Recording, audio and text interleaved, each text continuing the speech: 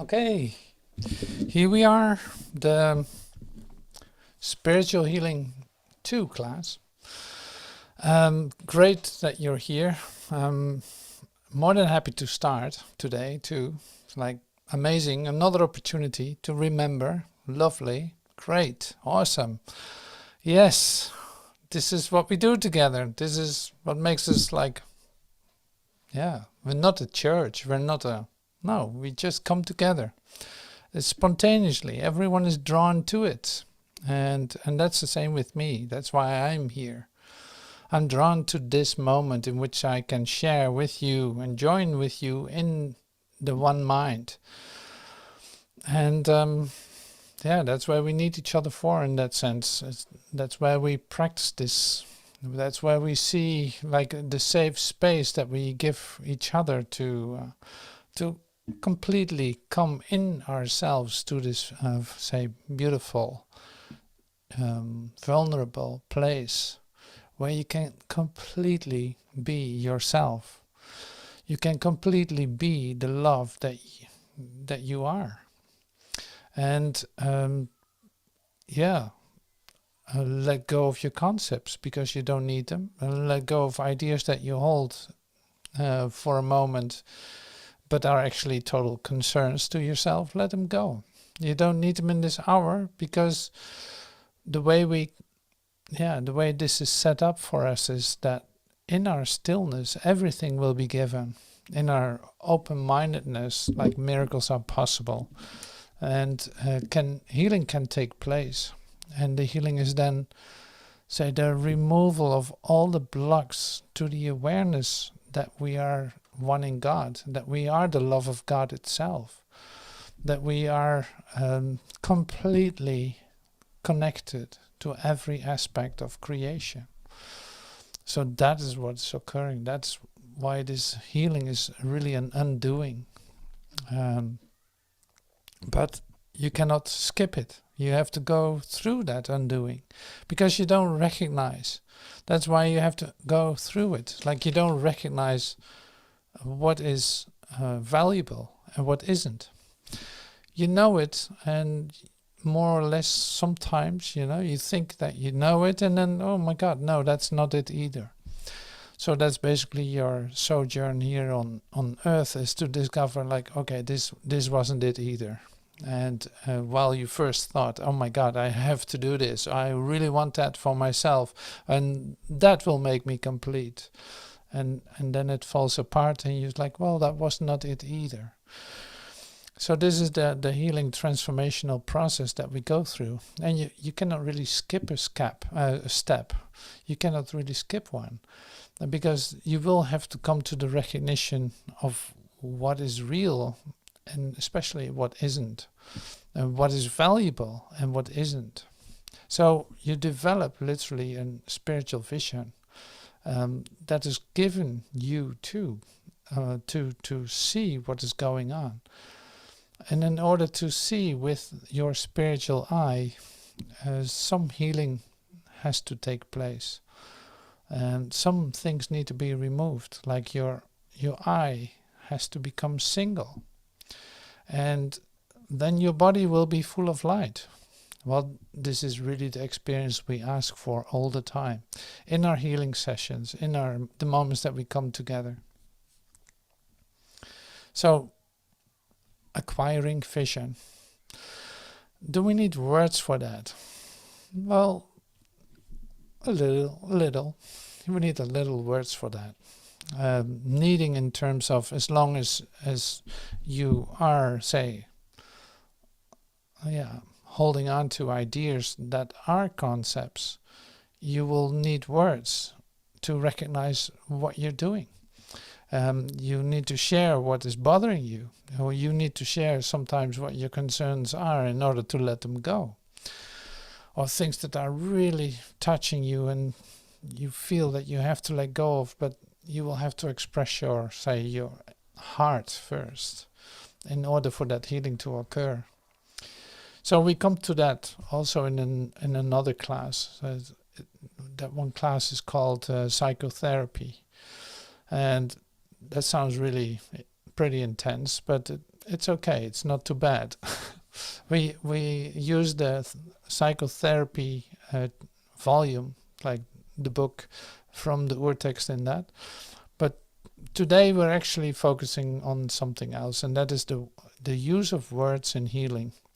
We have come to that, say, from a Course in Miracles perspective, and now we're using, say, the art of spiritual healing of Jole Goldsmith to discover how do you use words in healing. It's like how do you look at words like as and is and that. It's like how are we using words that are related to truth and still are not truth itself. That's quite interesting. Like in the Course in Miracles it says like words are twice removed from what it is. It is a description of something. It can point in the direction, but it can't be it. Because, hey, the only word that is really there is the word with a capital W.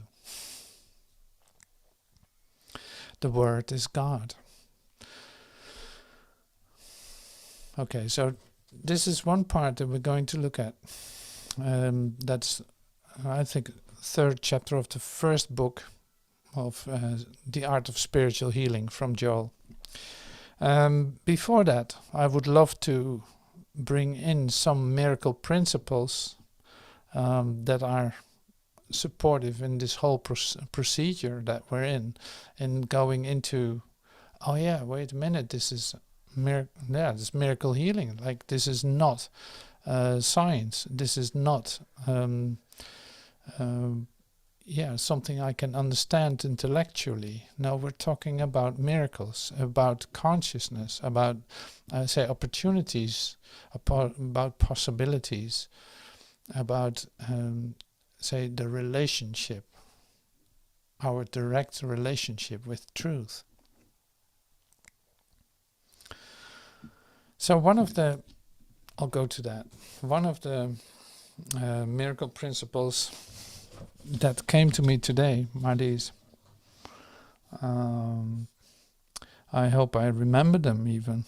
Now I see other great. That's always a bit different. Oh yeah, here it begins. So I recognize them. So this is on page, wait a minute, gotta let someone in. This is on page 12 from the urtext, and it's called 23b. You are a miracle. God creates only that which or one who is of surpassing excellence or merit. Man is capable of this kind of creation too, being in the image and likeness of his own creator. And this is really interesting. We were talking about this last night too, or yesterday for most of you. It was morning. Man is capable of this kind of creation too, being in the image and likeness of his own creator. Anything else is only his own nightmare and does not exist. Only, and this was the sentence, only the creations of light are real. So we're not talking about making anything. No, this is about creation. Only the creations of light are real. And I know this miracle principle kept me busy for quite some time. Because you think about like, okay, so how can I do that? Creations of light, creating creations of light. And until you experience light, you don't know what that means. And also, if you think that you're doing something in that, that's also not what it is. So that is really great. And when you are in the, say, creation moment, so to speak, in which this happens, it makes total sense. And you don't need words for it, or it doesn't need words. This is all about light. So that's a good one to know too. I'll put them on the website too, so you can read them again, because otherwise you might not be able to find them. And this is a great miracle principle. So that's great. So we go to the next one, because this is not about understanding. This is not about, okay, now I get it, what a miracle is. No, you can't. No, you can't. No, that's not what a miracle is. Here's another one, especially for the miracle workers like you. The power to work miracles belongs to you. The power to work miracles belongs to you. Jesus is speaking to you right now. I will create the right opportunities for you to do them, but you must be ready and willing to do them, since you are already able to. You are already able to, but you must be ready and willing to do them. Doing them will bring conviction in the ability. So when we come to a real fundamental principle, doing will bring conviction in the ability. I repeat that you will see miracles through your hands, through mine. I repeat that you will see miracles through your hands, through mine. Conviction, and this is really essential, conviction really comes through accomplishment. Like, you're going to be convinced if you see that it happens. Remember that ability is the potential. Achievement is its expression. Atonement is the purpose. See, this is such a complete miracle principle. It's unbelievable. Remember that the ability is the potential, achievement is its expression, and atonement is its purpose. Like, there's always more. This is like, it doesn't stop with say, achieving a miraculous expression, a moment in which you actually are, say, performing a miracle. It doesn't even stop there. No, this is in the whole setup for the atonement. Because that's the purpose of it all. Okay, that's quite something. So, one more. Can you do one more? A miracle is a universal blessing from God through me to all my brothers. And then it says explanation. You once said that souls cannot rest until everyone has found salvation. This happens to be true. It is the privilege of the forgiven to forgive. Yeah. A miracle is a universal blessing from God through me to all my brothers. So these are the 3 miracle principles that I would love to share. So we leave that. This is really like as an introduction to, okay, yes, we're dealing here with the not understandable. We're dealing here with something that's going to be given to us, that can be worked through us, using our hands, our feet, our eyes, our mouth, our tongue, so to speak. But it's not a doing coming from an understanding. And this is really important to remember.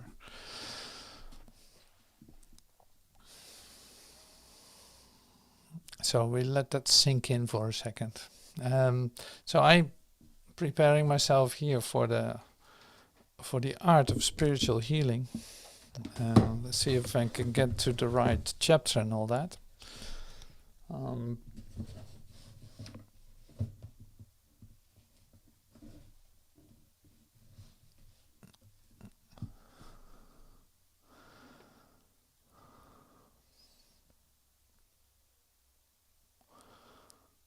I am at least in the right book. Now I go to the page. So it is in the chapter 4 of part 1 from the Art of Spiritual Healing. It's on page 33. The language of spiritual healing.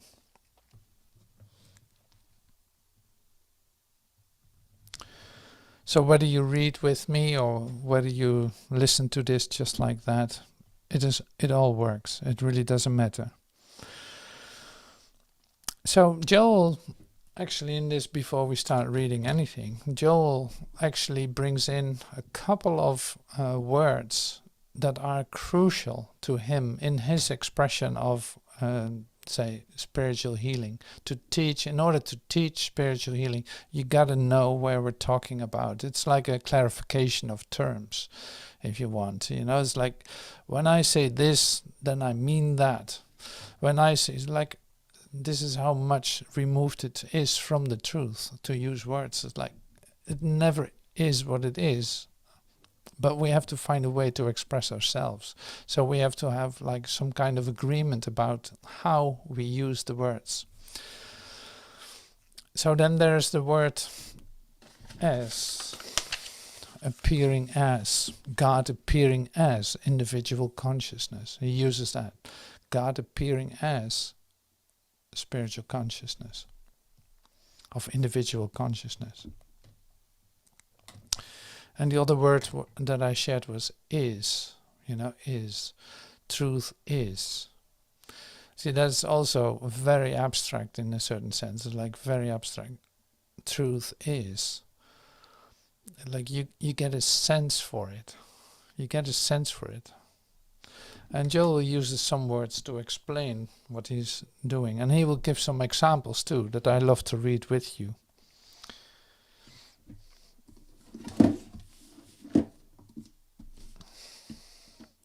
See, if to start with this is like, if God is expressing itself, say, as individual consciousness, immediately then there's also an inclusion of this fact. It's like, so that has nothing to do with appearances. When God is expressing itself as individual consciousness, it has nothing to do with appearances. It ignores appearances. It's like God creates in the likeness of itself. So that's really good to know. In Joel's talks, this comes back like many, many times. And here he actually explains it, or he elaborates on it. I'm reading some of that.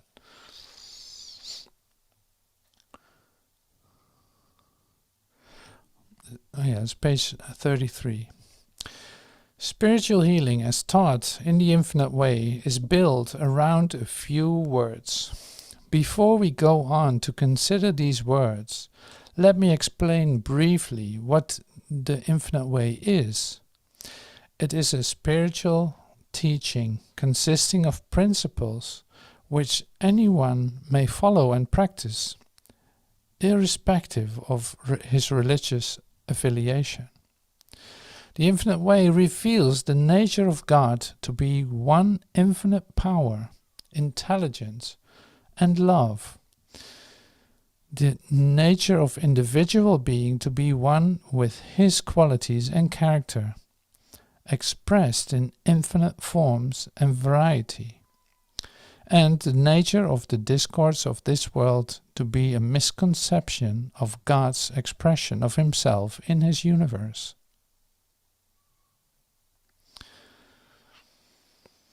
These are universal principles based on the message of the Master Jesus Christ, who taught that man can realize his oneness with God through conscious communion with God, thereby bringing about peace on earth, harmony and wholeness.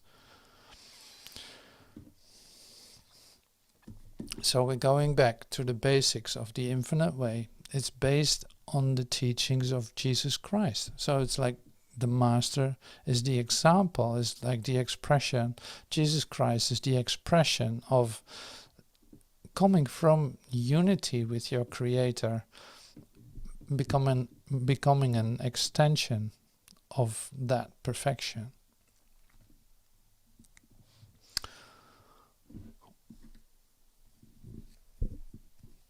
Let me see.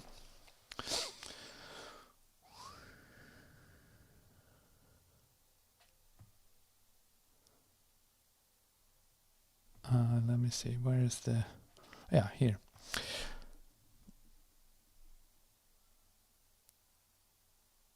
I cannot make marks in the book, in my e-book, and that's a bit of a hassle. Oh yeah, so second and, sorry, this is on page 35. Second and equal in importance to the word as is the word is. If it is true that God manifests as individual being, then harmony already is the truth. Harmony already is the truth about every person. And so the great word in prayer and treatment is. You are never trying to heal anyone. You are never trying to reform or enrich anyone. You live always in the realization of is. Since God is your being, harmony is. Since all that the Father has is yours, you are now in the fullness and completedness of God. Since God is the activity of your being, harmony is the law of your being. By never dwelling in the past or future, you live in the consciousness of is. See, that seems to be understandable. That seems to be even logical, the way that he expresses it. But as always with this, it is like, okay, so yeah, you understand the concept of is. You understand the concept of this, you know. You know you're an extension of God. Intellectually, conceptually. So always then we come back to, okay, so we want a direct experience of that. We want to come to the place where we actually feel what that means, or have it revealed to us what that means. See, and that is really where actually a shift or a change can occur. That's where the miracle happens, if I may use that word. It's like that's where the miracle happens. Because it is like you can understand all things from all books intellectually, and I see this a lot with many of the ones that I meet. It's like, I've been reading the books. Yes, I understand what it says intellectually, but now I would love, still after all these years, love to experience this as the truth of what I am, or the truth, have the truth be revealed as is. See, and what is doesn't need an explanation. What is does not need words. What is, and that is easy to say. But how do you experience that? So for that you need words. But it's good to know and to realize that when we talk about is, and that you're actually using a word for something that can be your direct experience, and would be, say, the most natural thing for you to have that as your experience. Even in the moments that you're quiet, or say you can forget it the rest of the day, not really, but you will. You will forget about it many times a day. But the moments that you start to remember, this can become your direct experience. So that is literally what we train ourselves into in this art of spiritual healing. Come back to it. Remember, say, maybe every hour, or whenever you need that, whenever that comes to you, or whenever you remember that there's an alternative to what you are experiencing. then something happens and you come into the remembrance. You open yourself up for an experience of is, just like we do right now. It's like, oh yeah, wait a minute. Oh, that's good to remember. Yes, I don't need to understand this. I try to follow what's being said and I try to grasp what this is about. But I can relax that. I don't need to do that in order to come into a direct experience of it. Actually, it's just in the way to try to understand it. So, and this is also what I meant with the idea of spiritual vision. It is not limited to ears or eyes or all that. No, it is spiritual vision is a matter of consciousness. So that means then also, even when I'm sharing this with you, that you can still go inward and say, come to the place where you actually start to communicate yourself. And despite of what's being shared, you see that will not be a disruption for you to enter into an experience of what I'm saying. This is really the place where we actually meet. Like, we're not meeting online. We're not meeting in some kind of cyberspace setup. No, we literally meet inward, like in the place where we can find each other. That's where this takes place. See, that's also part of the spiritual vision, to come out of your perception of how the setup seems to be, the God appearing as this circle, but at the same time we meet inward. It is happening in us, happening right now. So what is it that you experience? What is it that you experience right now? What do you want to experience?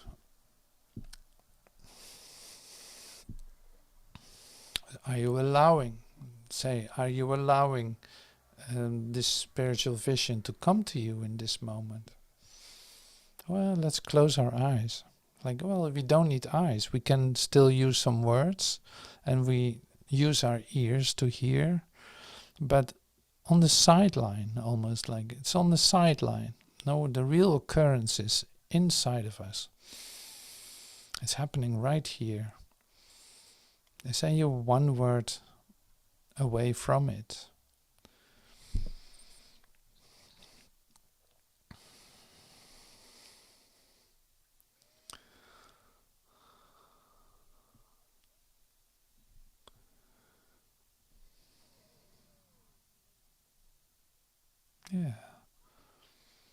Yeah, so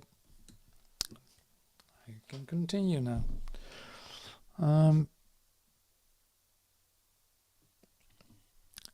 In this new language of spiritual healing, this is on page 34. In this new language of spiritual healing, the first and most important word that must be understood is the little word as, an understanding of which eliminates forever all sense of duality. God is manifest as individual being. If God is manifest as individual being, there's not God and man. There's not God and you. Therefore, there cannot be a person going to God for something. Like, that would be the total denial of what actually is going on. So God appearing as is also the direct extension of what that is. So that's a really important part to understand in all that Jole writes or shares, and to for yourself to get completely familiar with this.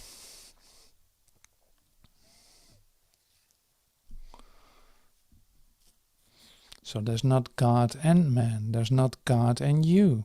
Therefore, there cannot be a person going to God for something. So, and that is already the start of a total denial of appearances, because in your perception of yourself, you encounter ideas as lack, disease, disaster, and death, and war, and yeah, you name it. There's a whole line of that, and it all seems to be part of your life. It all seems to be part of what is going on with you. See, and that's where this really, say, deviates or is taken inward. No, that has nothing to do with it. No, it is not about your perception. So this goes beyond your appearances, the appearances that you're perceiving. This goes beyond that. So you enter into that part of your consciousness, of your mind, where there can be communication. So you leave the world of duality.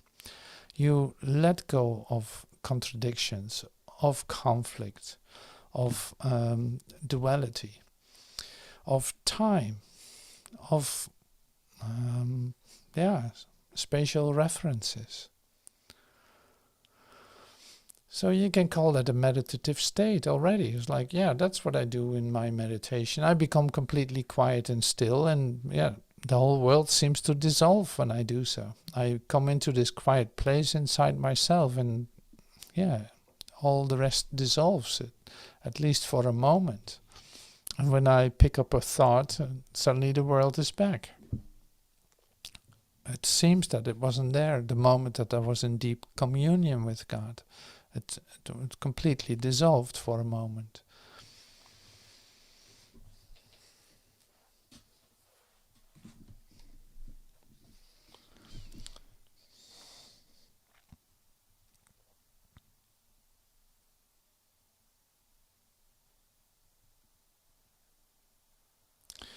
So here's part of a prayer that Jole brings in. When you understand as God appearing as individual you and me, you will understand why all that God is, you are. Son, thou art ever with me, and all that I have is thine. I am a joint heir with Christ to all the heavenly riches. I can of mine own self do nothing. But because of my oneness with the Father, all that the Father is, I am.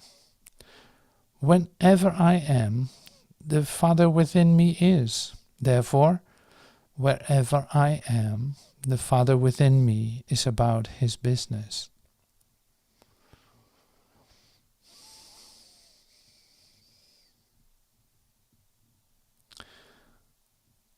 God appearing as an individual being, God appearing as you. See, that's really interesting, but also not so easy to hear. God appearing as individual. And so you see your mind trying to connect that to a perception, to an image. Can you feel that? Can you see that you're doing that with your mind? At least I recognize that. It's like, that's so tempting to connect it to what you think is that. And it is not. So it's just that you are aware of it. God appearing as individual. You and me. Individual, you and me. So then I can think like, there's a you and there's a me. There's sit somewhere here, sitting in the class, and no. It's like, no. Because that would be like a reference to spatial differences, like you are there and I'm here. You're in this separate body from mine. So then actually you miss the clue. You really miss where this is all about. And that is the constant, experience of oneness and connectedness. There's no separation. There's no separate you and me. There are no people out there. There's no, there's no form, to bring it into extremes. Like there's no form, there's no matter, there's no substance in form.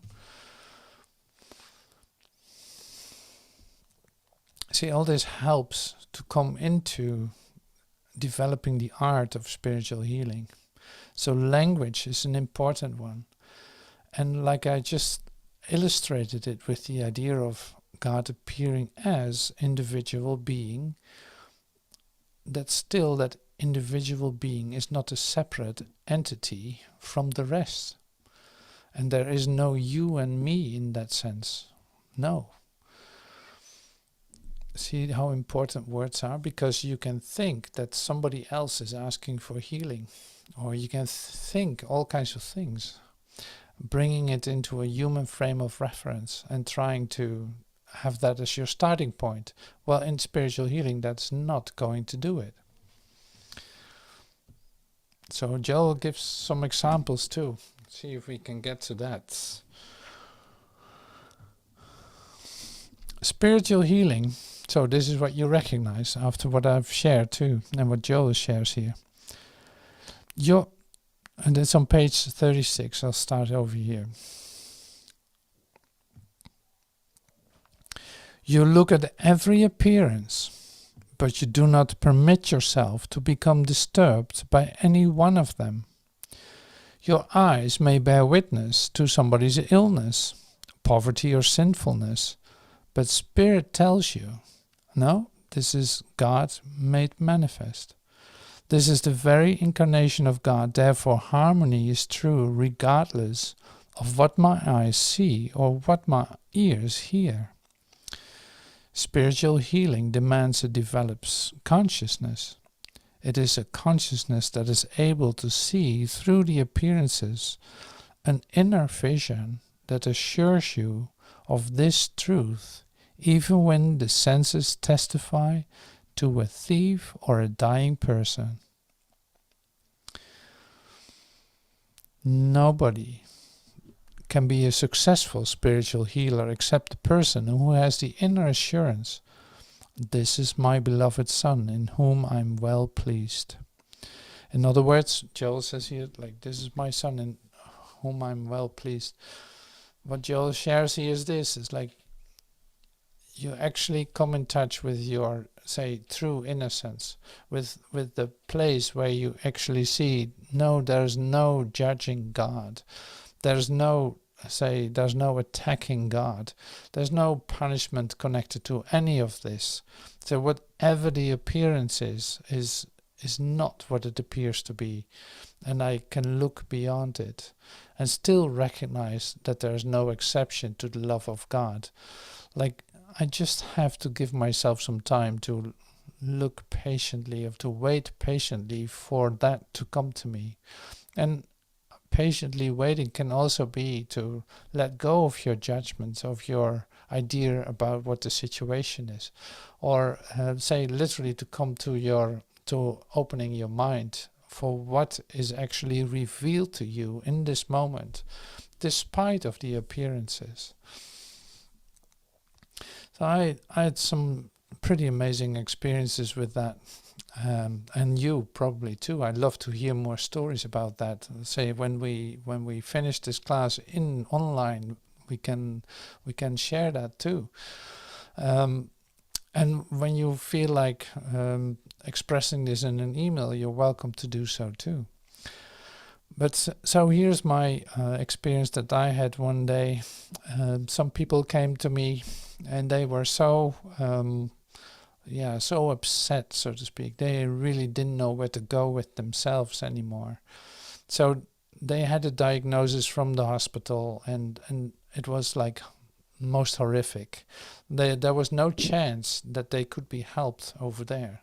So they didn't know where to go with themselves, and they ended up, I met them.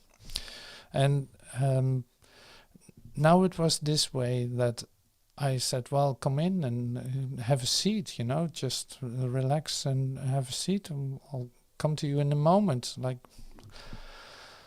And then in an atmosphere of, say, harmony, of restfulness, of not letting myself be disturbed by these appearances, it was within no time that I perceived them as totally different. So it was like they could not remember why they entered into the place that I was to receive them. They actually, after 5 minutes, they had something like, can we stay here? Can we just be here? Because this feels so good for whatever reason. But we feel completely supported suddenly. And what is this? So then you see, it's like you have no idea how well this works and how well you can apply this. If you stay with yourself in your remembrance, in fact celebrating that through the day.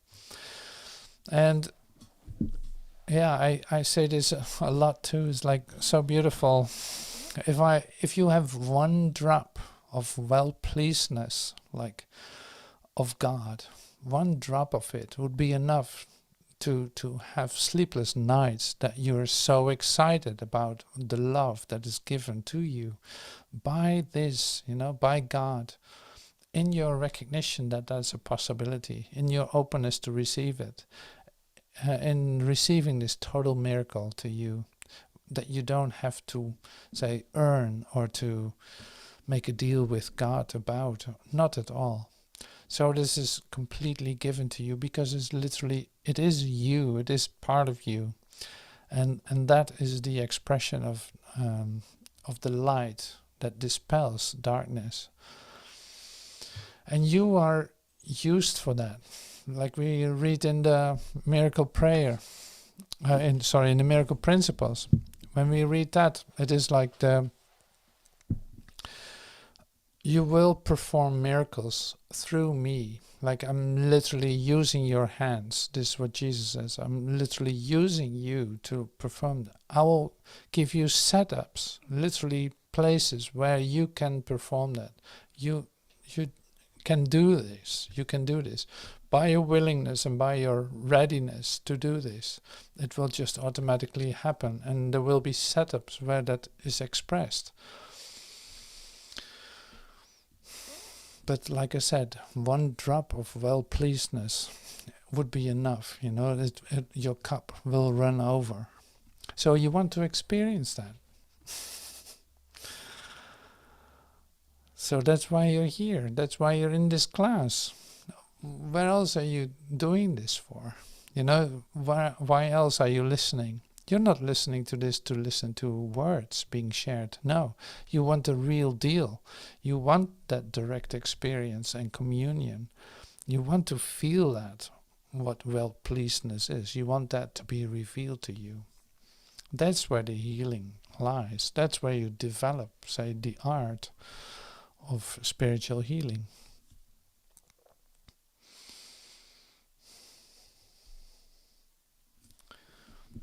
So it's always interesting to see if there's any more. Let me see if there's any more that Jole wants to share. Like this chapter is full. The language of spiritual healing is a pretty big chapter. So he uses one more word. I want to get into that for just a moment because I see it's already like 3/4 of an hour, so to speak. So he uses one other word, and that is mind. And that's on page 37. The mind is an instrument of awareness. You can know the truth with the mind, but you do not create things with the mind. Even an inventor does not create with the mind. He becomes aware of certain natural laws which have always existed and learns how to bring them together and utilize them. The right use of mind as an instrument of awareness makes it not only a powerful instrument, but one that increases in its capacity the more it is used, continuously unfolding new potentialities.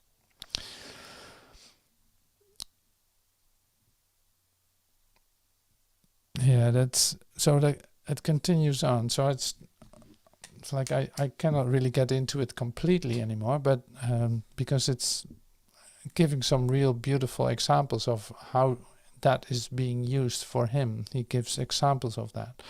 But here the mind is an instrument. It's a great idea to. I have to read one time this sentence again.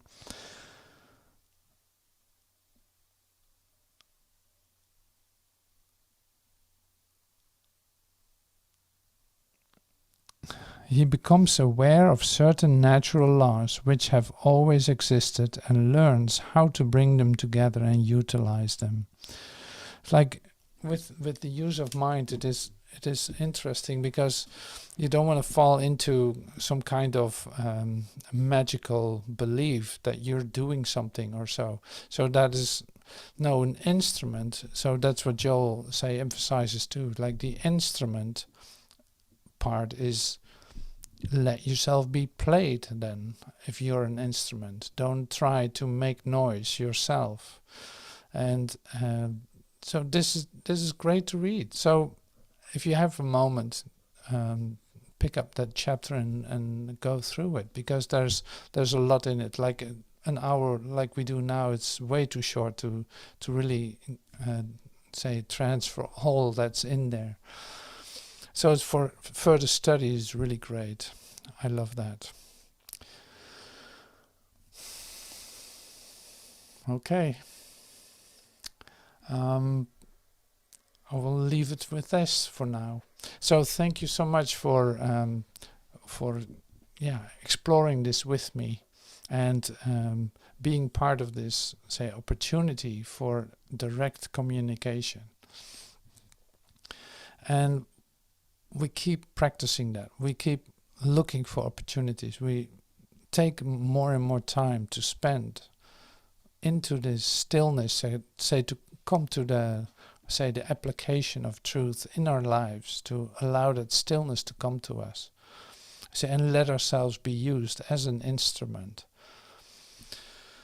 So that's really what Jole wanted to share here, and that I like to share with you. So thank you for that, and I hope to see you soon. Thank you.